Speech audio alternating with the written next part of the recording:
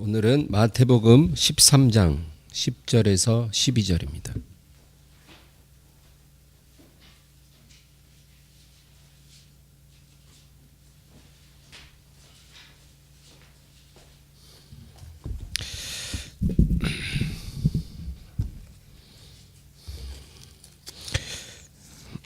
(13장) 10절에서 12절까지 합독하겠습니다. 제자들이 예수께 나와 이르되 어찌하여 그들에게 비유로 말씀하시나이까? 대답하여 이르시되 천국의 비밀을 아는 것이 너희에게는 허락되었으나 그들에게는 아니 되었나니 무릇 있는 자는 받아 넉넉하게 되되 없는 자는 그 있는 것도 빼앗기리라. 아멘. 할렐루야.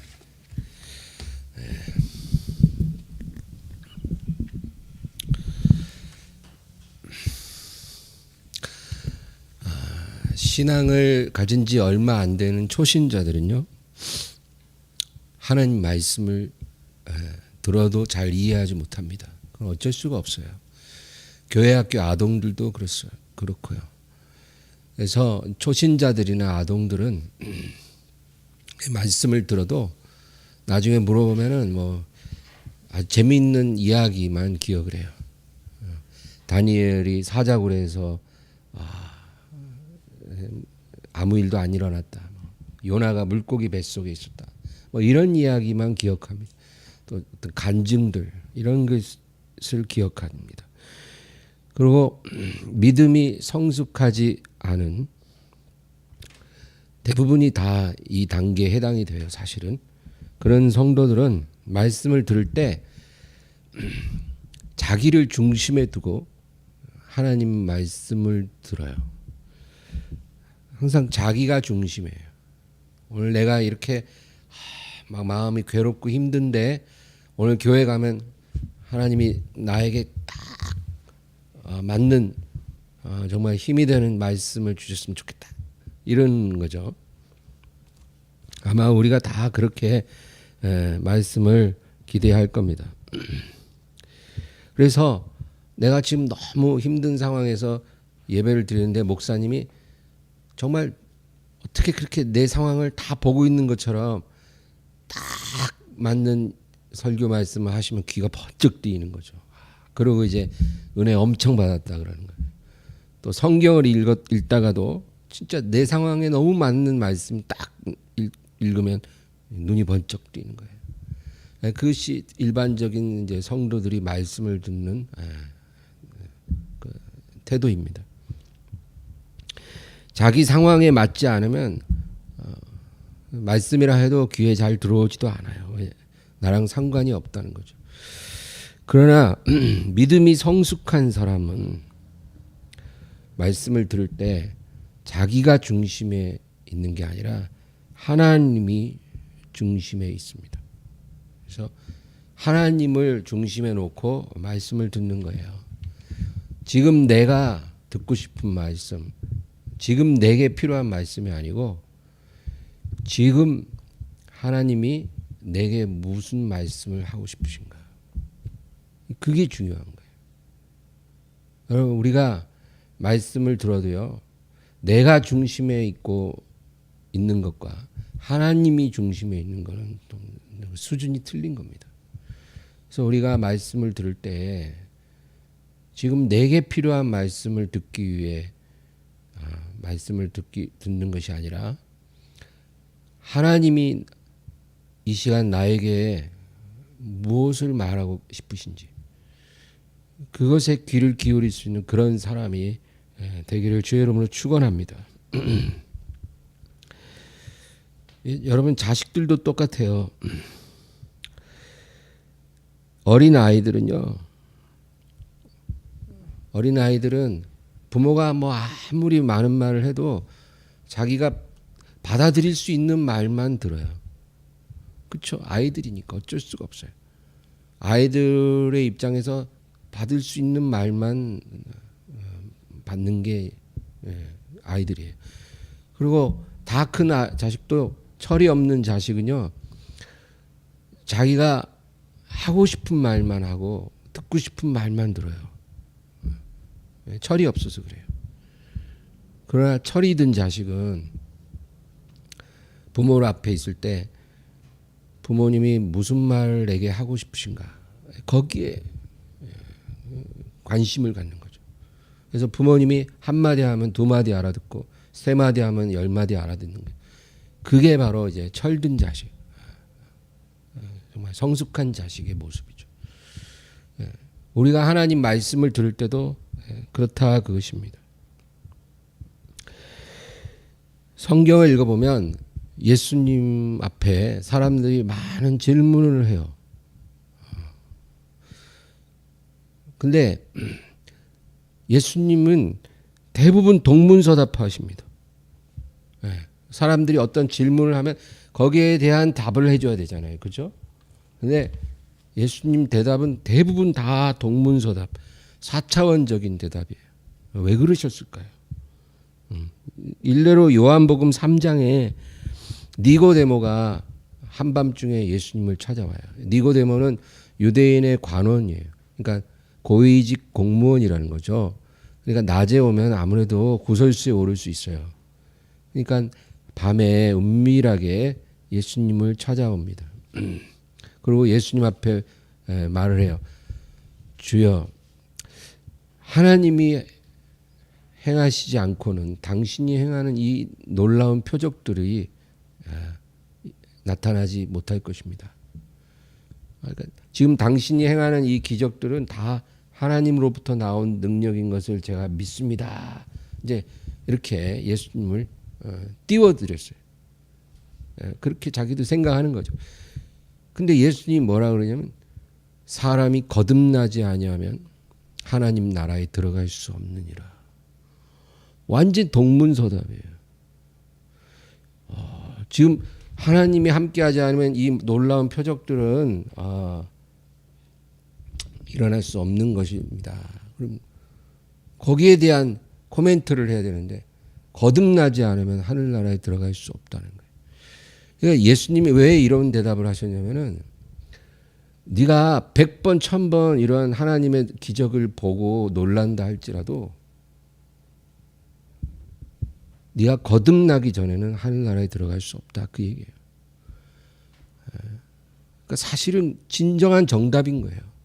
지금 니고데모는 예수님의 행하시는 기적을 보고 너무 놀란 거거든요. 어떻게 손만 대면 문둥병자가 낫고 명하기만 하면 귀신이 나갈 수가 있을까? 너무 놀랐는데 예수님은 100번 보고 1000번 놀라도 그것으로는 네가 구원받을 수 없다는 거예요. 거듭나기 전에는 네가 하늘나라에 들어갈 수 없으리라. 그러니까 예수님은 사람들이 질문하는 것에 일일이 답을 다 해주시는 게 아니라 사람들이 정말 들어야 될 말을 해주시는 거예요. 어떤 사람이 질문을 하면 그 질문한 사람의 영혼을 뚫어보시고 그 사람이 꼭 명심해야 될 진리를 말해주시는 거예요. 근데 예수님만 그런 게 아니라 하나님께서 지금 저와 여러분에게도 그렇게 말씀하신다는 거예요. 우리가 하나님 앞에 뭐 기도하면서 뭐 여러 가지 물어볼 수 있잖아요. 그리고 뭐 성경을 막 연구하면서 뭔가 답을 찾으려고 하겠지만 하나님은 우리가 묻는 거에 대답하시는 분이 아니고 우리가 꼭 들어야 될 말을 하시는 하나님이다. 예를 들어 몸이 아주 아픈 사람이 있어요. 정말 이제 너무 몸이 아프고 괴로워서 살 수가 없어요. 그래서 이 사람이 밤낮 하나님 앞에 울면서 부르짖어요. 하나님 저를 고쳐주세요. 고통스러워서 살 수가 없어요. 제가 정말 이 상태로는 한 달도 못 버틸 것 같아요. 제가 이토록 오래 하나님께 부르짖는데 왜 응답하지 않으시나요? 이렇게 기도했는데 그리고 이제 작정 기도를 이제 한 달을 시작했어요. 그리고 한 달 다 지나고 이제 마지막 날에 그렇게 기도를 했어요. 그리고 이제 오늘 저녁에 교회 가서 예배 드리면 분명히 하나님이 나에게 뭐 말씀으로든 기적으로든 응답을 해 주실 것이다. 그리고 교회를 갔는데 목사님이 설교 중에 뭐라 그러냐면 꽃은 떨어지고 풀은 시드나 하나님의 말씀은 영원히 있도다. 그런 말씀을 하는 거예요. 근데 이 사람이 마음에 상심을 해요.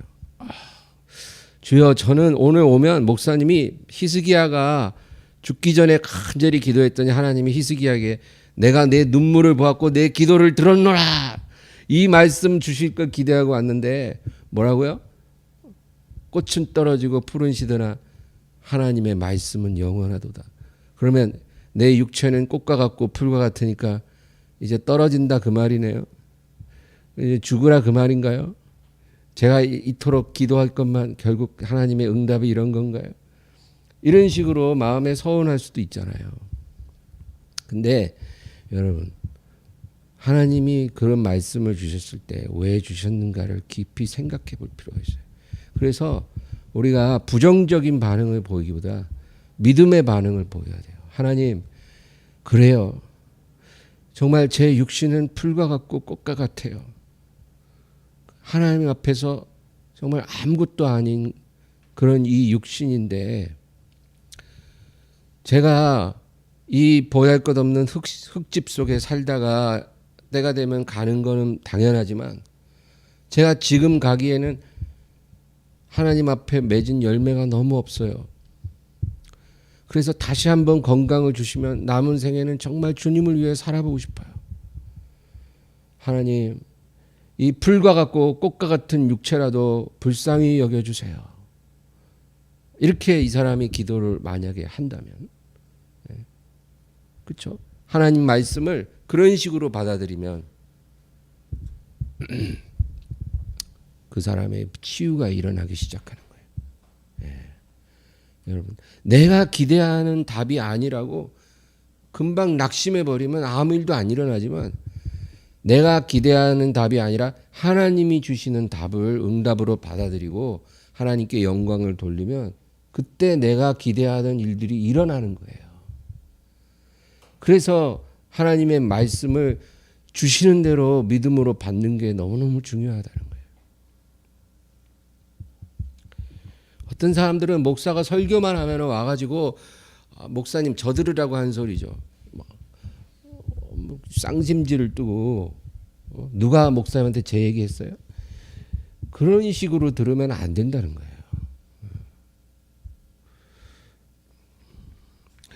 그래서 오늘 본문을 보면, 오늘 본문 마태복음 13장 좀 앞으로 올라가서 1절에서 3절을 한번 읽어볼까요? 그날 예수께서 집에서 나가사 바닷가에 앉으심에 큰 무리가 그에게로 모여들거늘 예수께서 배에 올라가 앉으시고 온 무리는 해변에 서 있더니 예수께서 비유로 여러 가지를 그들에게 말씀하여 이르시되 씨를 뿌리는 자가 뿌리러 나가서, 여기 보면 이제 예수님이 바닷가에 이제 서시는데 큰 무리가 예수님 말씀을 들으려고 모여들었다 그래요. 여러분, 이 큰 무리는 예수님에 대해서 호감이 있는 사람들이에요. 예수님에 관심이 있는 사람들이에요. 그렇죠? 아예 예수님에 대해서 무관심하면 예수님 말씀을 들으려고 모여들 필요가 없는 거죠. 다 생업에 종사하기 바쁘고 전혀 무관심하게 살 텐데 지금 이 무리들은 그나마 예수님에 대해서 굉장히 관심이 있는 거예요. 근데 예수님이 설교를 하실 때 항상 비유로만 설교를 하셔요. 비유. 그리고 꼭 끝날 때는 귀 있는 자는 들을지어다. 그렇게 설교를 마친다는 거예요. 오늘 이 본문에도 예수님이 씨 뿌리는 비유. 씨 뿌리는 비유는 여러분 예수님이 30개 정도 비유를 하셨는데 그 중에서 가장 중요한 비유예요. 근데 이 비유를 말씀하시고 나서도 귀 있는 자는 들을지어다. 여기 9절을 보세요. 다 같이 읽겠습니다. 귀 있는 자는 들으라 하시니라. 그러니까 10절 11절 읽어볼까요? 제자들이 예수께 나와 이르되 어찌하여 그들에게 비유로 말씀하시나이까? 대답하여 이르시되 천국의 비밀을 아는 것이 너희에게는 허락되었으나 그들에게는 아니 되었나니. 왜 비유로만 설교를 하세요, 주님? 대부분 잘 못 알아듣습니다. 좀 그냥 탁 터놓고 알기 쉽게 설교해 주시면 안 될까요? 예수님이 천국의 비밀이 너희에게는 허락되었으나 저들에게는 아니 되었나니. 주님의 말씀을 천국의 비밀이라고 그렇게 말씀하세요. 여러분, 하나님 말씀은 그냥 말씀이 아니에요. 모든 위대한 철학가, 위대한 스승님의 말씀이 아니에요. 그것은 천국의 비밀이에요. 근데 이 천국의 비밀이 허락된 자가 있고 허락되지 않은 자가 있다. 그렇게 말씀하세요. 그래서 말씀을 듣기 위해 이렇게 큰 무리가 모여서 있지만 다 천국의 비밀이 허락된 사람들이 아니라는 거예요. 그래서 밑에 12절 읽겠습니다. 무릇 있는 자는 받아 넉넉하게 되되 없는 자는 그 있는 것도 빼앗기리라. 천국의 비밀이 허락된 사람들은 말씀을 들을수록 점점 더 풍성해지고 거룩해진다는 거죠. 그 말씀으로 말미암아 열매를 맺는 거예요. 천국의 비밀이 허락된 사람들. 그러나 허락되지 않은 사람들은 아무리 모여와서 말씀을 들어도 결국 그 들은 것을 다 빼앗기고 갖고 있는 것도 잃어버리게 되고 점점점 하나님으로부터 멀어지게 될 것이다. 말씀을 듣는데도 그 들은 걸 잃어버린다는 거예요. 그리고 멀어진다는 거예요. 여러분, 모닥불을 피울 때 이제 장작을 이제 넣잖아요. 장작을 계속 넣으면 모닥불이 안 꺼지고 계속 타겠죠.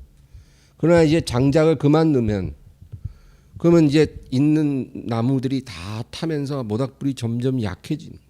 그래서 나무가 다 타면 모닥불이 이제 사그라들어요.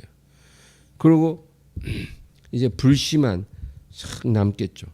그럼 어떤 사람은 그 불씨를 보면서 아직 불이 안 꺼졌다 그렇게 말하겠죠. 그때 바람 한번 불면 그 불씨 촥 다 날리고 불 꺼지고 말아요. 사람들이 종종 하는 말이 내 신앙은 오랜 시간 정체 상태에 있는 것 같아요. 그런 말을 해요. 제 신앙이 몇 년간 정체예요. 근데 여러분, 신앙의 정체는 없습니다. 본인이 정체됐다고 느낄 뿐이지 정체되는 신앙은 없어요. 그거는 그냥 뒤로 가고 있는 거예요. 자기는 딱 멈춰 있다고 생각하지만 그 신앙의 불이 아까 얘기한 모닥불처럼 점점 이제 꺼져가는 거예요. 장작을 안 넣으니까 있는 나무 다 타면 불이 점점 꺼지듯이 이제 불이 꺼지고 있는 거예요. 마귀가 와서 바람 한번 후 불면 그냥 불씨 다 사라지고 불은 꺼지는 거예요.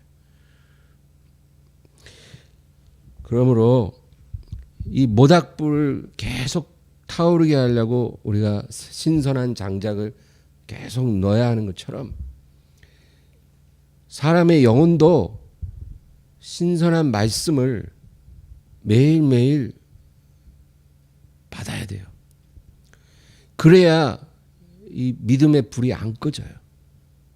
이 신선한 말씀이 매일매일 공급되지 않으면 믿음의 불이 꺼져요. 확실해요. 그래서 신선한 말씀이 매일매일 공급되지 않는 채로 한 달, 두 달, 1년, 2년 살면 그 신앙은 정체된 신앙이 아니라 그냥 꺼져가는 신앙이에요. 꺼져가는 신앙. 이게 불씨만 남아있는 상태인 거예요. 그 하나님이 긍휼히 여기서 불씨만 남겨둔 거지 마귀가 와서 바람 한번 불면 그냥 다 날아가 버리는 거예요. 그런 상태로 살아가는 성도들이 엄청 많아요. 왜? 신선한 말씀이 공급되지 않으니까. 장작을 넣어야 되는데 장작을 안 넣으니까 불이 꺼지죠. 그건 당연한 거예요. 장작을 안 넣는데 어떻게 불이 영원히 탈 수가 있겠어요. 어떻게 하나님 말씀을 영혼이 받아들이지 않고도 믿음의 불이 안 꺼질 수 있다고 생각합니까? 그런 법은 없어요, 여러분. 그러니까 내가 매일매일 아침 저녁 하나님 말씀을 내가 늘 받아들이고 사는 삶을 살고 있다면 감사하지만, 만약에 그러지 않고 뭐 바쁘다, 아프다, 뭐 여러 가지 핑계로 내가 말씀을 게을리하고 있으면 불이 점점 꺼져가고 있다는 것만 여러분 분명히 기억하셔야 돼요. 예외 없어요.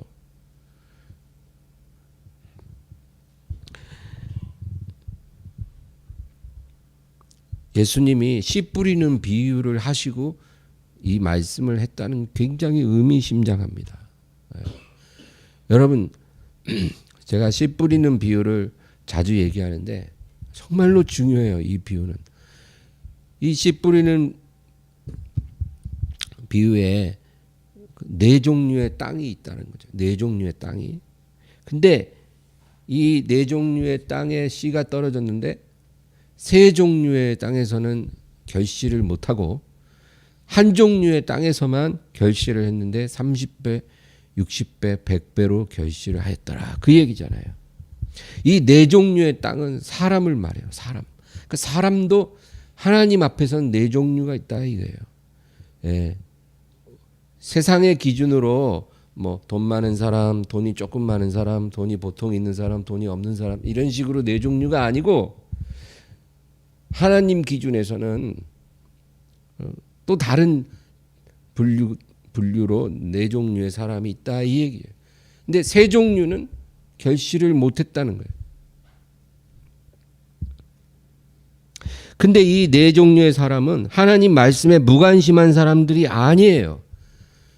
하나님 말씀에 무관심한 사람들은 아예 말씀을 들을 수 있는 자리에 오질 않아요. 그 사람들은. 하나님에게 관심이 없고 말씀에 무관심한데 누가 교회를 옵니까?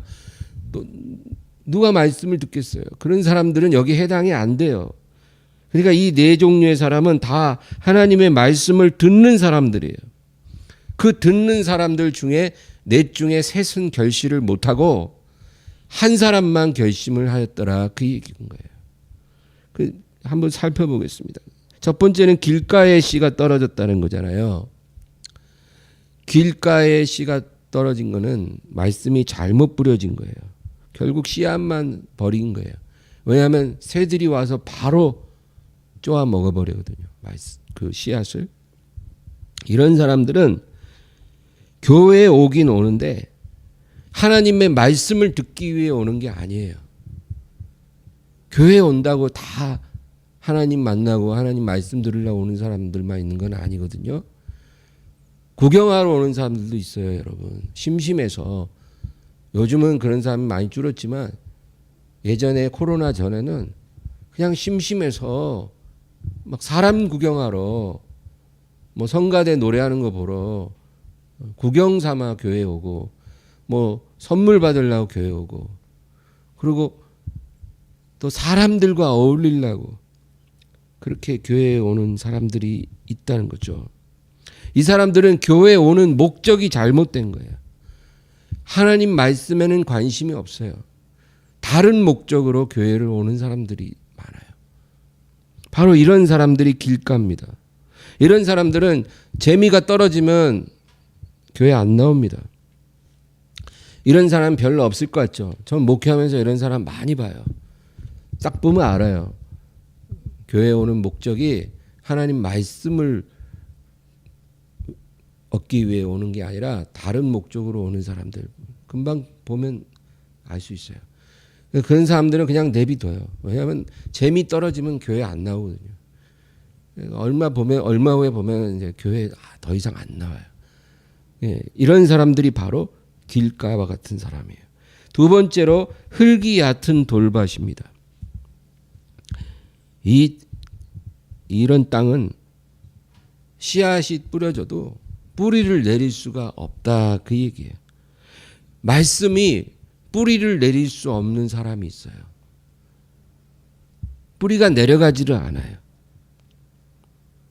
여러분 씨가 떨어지고 뿌리를 내리는 것과 말씀이 뿌려지고 믿음이 자라는 것은 똑같은 원리입니다.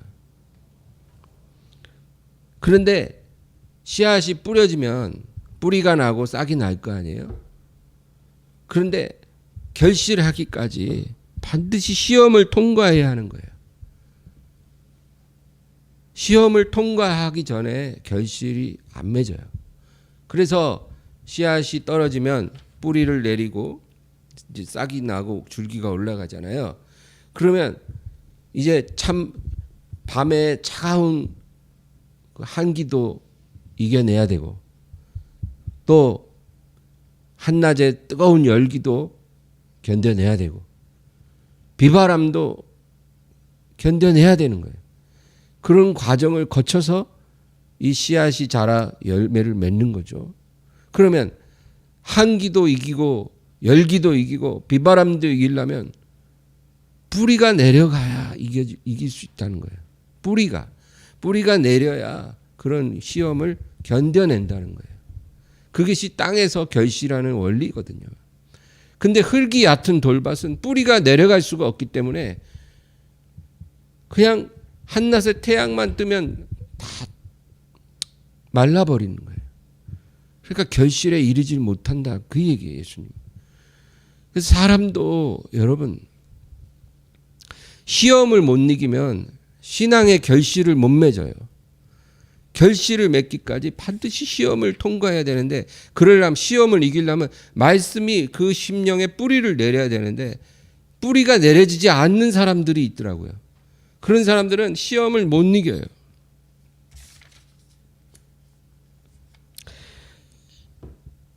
새 가슴을 가진 성도들이 있어요. 새 가슴. 그래서 조금만한 시험이 와도 막 심장이 두근두근하고 얼굴이 하얗게 질려버려요. 패닉에 빠지는 그런 성도들 제가 종종 봐요. 별것도 아닌데도 조금만 위험이 오고 고난이 오면 그냥 주저앉아 버려요. 이런 새가슴 성도에게는 믿음이라는 것은 시험이 오지 않을 때까지만 믿음이에요. 시험만 오면 그냥 그 믿음은 사라집니다. 그리고 자기 동굴에 숨어버려요. 그냥 말씀을 놓아버리는 거예요. 시험이 오기 전까지는 말씀을 이렇게 잡고 있지만 시험이 오면 말씀을 놔버려요. 그러니까 믿음이 뿌리를 못 내리고 결실이 없어요. 교회 10년, 15년 다녀도 소용이 없고 성경학교, 성경대학, 제자 양육, 1:1 양육, 단기 선교 100번을 갔다 와도 소용없어요. 이런 사람들. 시험을 못 이기면 믿음이 뿌리를 내리지 못한다. 이런 사람들이 있고 세 번째는 가시밭이에요. 가시밭은 흙은 풍성합니다. 그래서 뿌리가 내릴 수 있는 땅이긴 해요. 그러나 가시덩굴이 이미 먼저 씨앗이 뿌려지기 전에 자리를 다 잡고 뿌리를 내리고 있는 상태의 그런 땅이에요. 그런 땅에 씨앗이 떨어지면 가시 기운에 눌려가지고 이 씨앗이 뿌리를 내리질 못하는 거예요. 이미 가시덩굴이 뿌리를 다 뻗치고 있으니까 떨어진 씨앗이 뿌리를 내리지 못한다. 근데 이 가시 기운을 예수님이 뭐라고 해석을 해줬냐면은 이 세상 염려와 탐심이라고 그랬어요. 여러분 사람이 이 세상 살면서 염려 탐심 없이 사는 사람은 없어요. 누구나 다 염려 있고 탐심도 있어요. 그러나 이 마음이 너무 강해가지고 말씀의 씨앗이 뿌려져도 소용이 없는 그런 사람들이 있더라고요. 말씀이 들어가질 않아요. 이 세상에 대한 관심이 너무 많은 거예요. 세상에 대한 미련이 너무 많은 거예요. 그러니까 안 되는 거예요. 마지막 네 번째로 좋은 땅. 우리 13장 23절 한 절 읽어볼까요? 좋은 땅에 뿌려졌다는 것은 말씀을 듣고 깨닫는 자니 결실하여 어떤 것은 100배, 어떤 것은 60배, 어떤 것은 30배가 되느니라 하시더라.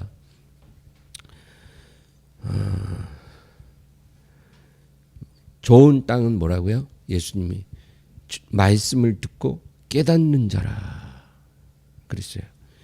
말씀을 듣고 깨닫는다는 것은 그 말씀의 의미를 이해했다라는 게 아니고 그 말씀을 자기 영혼에 받아들였다 그 얘기예요.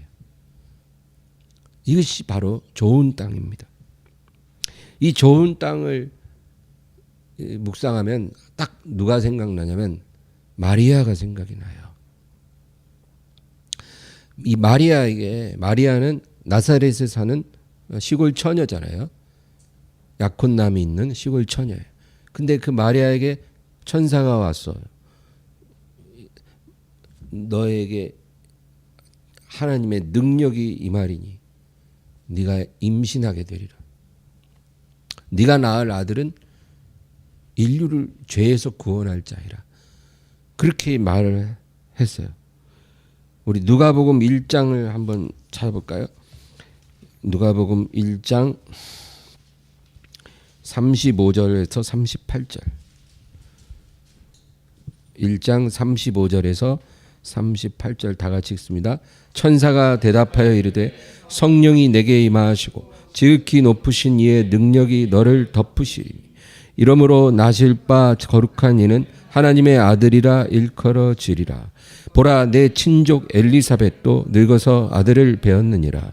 본래 임신하지 못한다고 알려진 이가 이미 6달이 되었나니 대저 하나님의 모든 말씀은 능하지 못하심이 없느니라. 마리아가 이르되 주의 여종이오니 말씀대로 내게 이루어지이다 하매 천사가 떠나가니라. 여기 보면 천사가 나타나서 정말 말도 안 되는 얘기를 하는 거죠. 남자를 모르는 처녀에게 네가 임신하게 되리라. 근데 마리아가요 그냥 뭐라고 대답하냐면 주의 말씀대로 내게 이루어지이다. 그 당시 처녀가 결혼하기 전에 임신하고 아기를 낳으면 어떤 위험이 다가올지 계산하고 대답한 게 아니에요. 그냥 하나님 말씀 듣는 순간 자기 운명에 대해서는 깊이 생각 안 하고 앞으로 어떤 일이 자기 삶에 닥칠 것인지 그런 거 다 생각 안 하고 하나님 말씀이 딱 임하는 순간 주의 말씀대로 내게 이루어지이다. 바로 이런 자세가 하나님의 말씀을 듣고 깨닫는 자예요. 하나님 말씀을 자기 영혼으로 받아들이는 거예요. 그래서 여러분 이 마리아를 보면 말씀이 육신이 되신 예수님이잖아요. 그렇죠? 말씀이 육신이 되어 어디로 왔어요? 마리아의 태 속으로 왔어요. 그래서 그것을 마리아가 믿음으로 받아들인 거예요. 하나님의 아들을 잉태한 것이기도 하고 또 하나님의 말씀을 받아들인 것이기도 해요. 정말 아무 이름 없는 평범한 시골 처녀가 어느 날 갑자기 하나님의 말씀이 자기 속에 잉태될 때 그것을 믿음으로 받아들였는데 그때부터 하나님이 그 마리아의 생에 개입하기 시작하는 거예요. 말씀을 딱 받아들이는 순간 하나님의 아들을 잉태하는 순간 천국의 비밀을 소유하는 순간 하나님이 마리아의 삶에 개입하기 시작해요. 그래서 예상되는 모든 어려움이 다 해결이 돼요. 여러분 성경 읽어보면 너무 놀라워요. 지금 마리아가 이제 잉태가 됐어요. 이제 배가 불러오기 시작해요. 배가 불러오고 막 입덧도 하고 막 이러니까 요셉이 약혼남이 그거를 안 거 아니에요. 그렇죠? 그래서 이 착한 남자가 결혼은 어렵겠다. 그냥 조용히 파혼해야지. 이러고 있는데 하나님이 요셉의 꿈에 나타나서 네 아내 데려오기를 두려워 마라. 저가 임신한 것은 사람으로 된 것이 아니라 하나님으로 말미암아 된 것이니라. 아들을 낳으리니 이름을 예수라 하라. 꿈을 너무나 선명한 꿈을 꾼 거예요. 그러니까 이 요셉이 마리아를 데리고 온 거예요. 결혼한 것처럼. 근데 계속 배가 불러오면 그 나사렛 마을에 사람들이 수근수근할 수 있잖아요. 아유 뭐 제대로 혼인식도 안 하는데 저렇게 여자 배가 부르네. 참말로 망측한 일이네. 뭐 이런 사람들이 수근수근이 있을 수 있잖아요. 근데 딱 그때 무슨 일이 일어났냐면 로마 황제가 전 제국에 칙령을 내린 거예요. 그 당시는 어떤 시대냐면 로마 제국이 세계를 다 지배하던 시대. 근데 로마라는 나라는 원래는 원로원이 통치하는 공화정이에요. 공화정. 원로원이라는 집단이 통치하는 공화정 국가인데 그 공화정에서 황제가 통치하는 제정으로 변했어요. 그래서 로마의 초대 황제가 옥타비아누스라고 하는 사람이에요. 그 사람이 우리 영화에도 보면 뭐 클레오파트라 나오고 안토니우스 나오고 막 그러잖아요. 그 권력 투쟁에서 승리해가지고 안토니우스도 죽고 클레오파트라도 자살하고 정적들을 다 제거하고 나서 옥타비아누스가 이제 황제에 등극을 해요. 그러니까 이제 그때부터 로마는 공화정이 아니라 제정, 황제의 나라가 된 거예요. 그래서 이 옥타비아누스가 자기 제국을 새롭게 세우기 위해서 전 제국의 모든 시민들은 주민등록을 새로 하라. 그거예요. 막 수많은 민족들이 막 얽히서기 사니까 뭐 진짜 뭐 제국에 사는 인구가 몇 명인지도 모르고 막 아주 중구난방이니까 그러지 말고 동일한 일련 번호를 줄 테니까 주민등록을 해라. 그런데 어디 가서 하냐면 자기 시족의 고향으로 가서 해라. 그 얘기예요. 그러니까 우리나라 따지면 뭐 밀양 박 씨는 밀양에 가갖고 주민등록하고 김해 김 씨는 김해에 가서 주민등록하고 전주 이 씨는 전주에 가서 주민등록하라 그 얘기예요. 그러니까 요셉은 베들레헴 사람이거든요. 자기 처 마리아를 데리고 주민등록을 새로 하기 위해 베들레헴까지 온 거예요. 그러니까 나사렛 사람들이 마리아가 배가 이렇게 불러오는데 그걸 볼 수 없도록 하나님이 딱 타이밍에 맞춰서 피신시켜갖고 주민등록하러 몇 달 동안 여행을 떠나게 하는 거예요. 제가 그 말씀을 읽으면서 불현듯 그런 생각이 들어요. 예수님이 이 세상에 처음 오실 때도 온 천하를 주민등록을 새로 할 때 예수님이 오셨는데 예수님 다시 오실 때도 온 천하를 주민등록을 다시 하는 일이 일어나지 않을까. 그런 저의 생각입니다. 왜냐하면 성경은 항상 중의적이거든요. 과거에 있었던 일이 또 반복되고 성경에 예언된 어떤 일어난 사건, 예언된 일들이 또 반복되고 그렇기 때문에 우리가 이렇게 유추도 해볼 수 있어요. 근데 성경의 계시를 보면은 마지막 때 적그리스도라는 사람이 사람들에게 사람의 수를 부여한다 그랬거든요. 그게 바로 주민등록이에요. 지금은 대한민국 주민등록번호 따로 있고 일본 주민등록번호, 중국 주민등록번호 다 따로인데 마지막 때에는 세계 공용 넘버를 부여할 수 있거든요. 바로 그럴 때 예수님이 또 한 번 오시지 않을까. 첫 번째는 아기로 오셨지만 그 다음에는 구름을 타고 오시지 않을까. 제가 그런 생각이 들었어요. 어쨌든 간에 여러분 성경을 보면 하나님께서 마리아가 믿음으로 주의 말씀을 딱 받아들이는 순간 모든 어려움을 다 해결해 주셔요.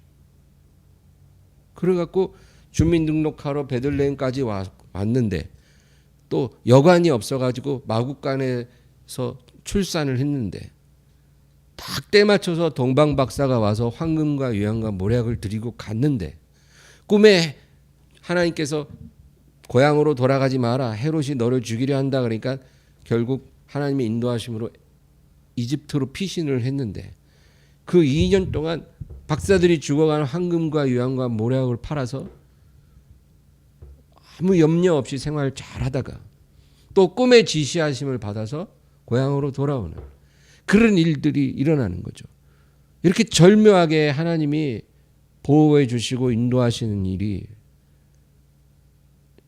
하나님의 말씀을 받아들인 마리아의 삶에 일어났다, 그 얘기예요. 근데 이런 일이 우리에게도 동일하게 일어난다는 거예요. 우리가 하나님의 말씀을 받아들이면, 우리 영혼으로 받아들이면, 우리가 좋은 땅이 된다면 하나님께서 모든 어려움을 다 해결해 주실 거다는 거죠. 여러분, 이런 믿음으로 살기를 바랍니다. 그러나 새 가슴을 가진 성도나 가시덩굴로 뒤덮인 성도들은 그 말씀을 계속 품고 있질 못해요. 시험이 오면 그 말씀을 놓쳐버립니다. 그리고 결실을 못해요. 예.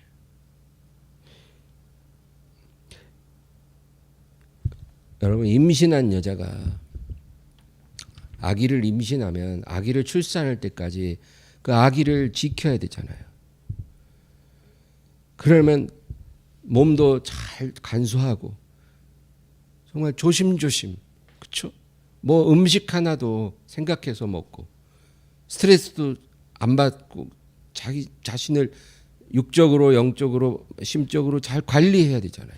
근데 임신한 여자가 하루에 담배 2갑씩 피고 소주 3병씩 먹고 마약도 하고 코로나 1차 백신, 2차 백신, 부스터샷까지 다 맞고 이러면 그 아기가 나만 아겠냐고요, 여러분. 아기가 떨어지는 거예요, 출산도 전에. 가시밭을 가진 사람이 바로 그래요. 우리가 하나님의 말씀을 딱 품었으면 하나님이 내려놓으라고 하는 거 다 내려놓고 살아야 돼요. 세상 염려, 세상 욕심 이런 거 같이 쥐고 하나님 말씀과 동행할 수 없어요. 그러면 말씀이 유산돼 버려요. 그 말씀이 왔다가도 착상됐다가도 유산돼요. 그 세상 욕심, 탐심, 염려 때문에. 그러니까 하나님의 말씀이 출산되기를 원하면 그 욕심과 염려를 빨리 제거해야 돼요. 그래서 말씀을 보존하는 사람, 그런 사람이 바로 좋은 땅을 가진 사람이다. 오늘 성경은 그 얘기를 하고 있는 것입니다. 여러분, 사람은, 오늘 설교가 기네요. 사람은 이 세상에 일하기 위해 태어난 게 아니에요. 성공하기 위해 태어난 것도 아닙니다. 사람은 열매 맺기 위해 태어난 거예요. 하나님 앞에서.